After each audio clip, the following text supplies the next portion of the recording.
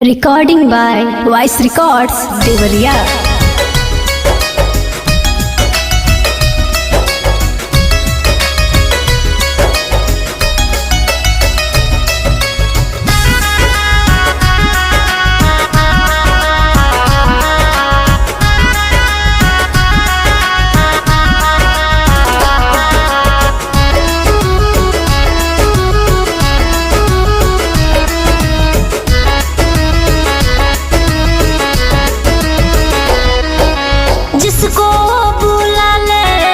जिसको बुला ले जिंदगी ना तेरा मेरा है। मैं नागन हूँ जंगल का, जंगल ही मेरा बसेरा है। मैं नागन हूँ जंगल का, जंगल ही मेरा बसेरा है। Music by Anik Raj.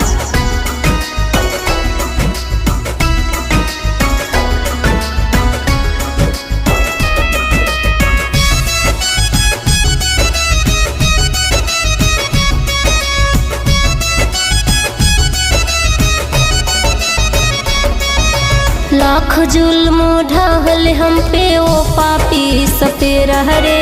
जब तक वो चाहेंगे नहीं तू कुछ भी करेगा न मेरा रे।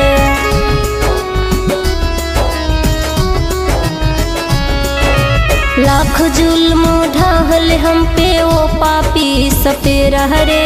जब तक वो चाहेंगे नहीं तू कुछ भी करेगा न मेरा रे।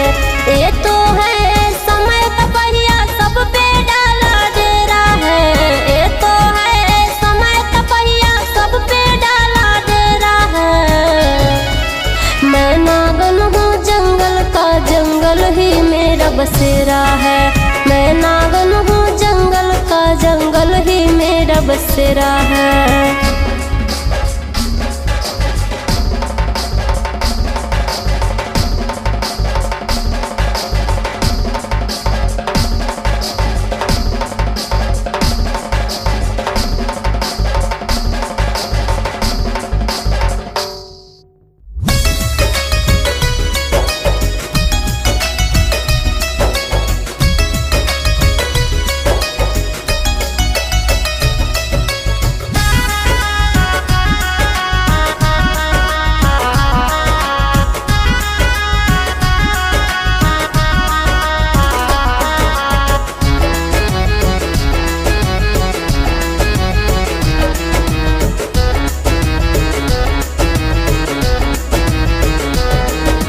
बीबे को दीवाना बीन बजा कर कितना मुझे नचाएगा।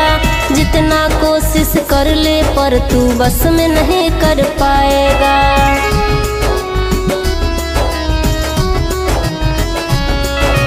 बीबे को दीवाना बीन बजा कर कितना मुझे नचाएगा। जितना कोशिश कर ले पर तू बस में नहीं कर पाएगा। इतना तू बता दे मुझको क्या है बिगाड़ा तेरा रे। इतना तू बता दे मुझको क्या है बिगाड़ा तेरा रे। मैं नागन हूँ जंगल का, जंगल ही मेरा बसेरा है। मैं नागन हूँ जंगल का, जंगल ही मेरा बसेरा है।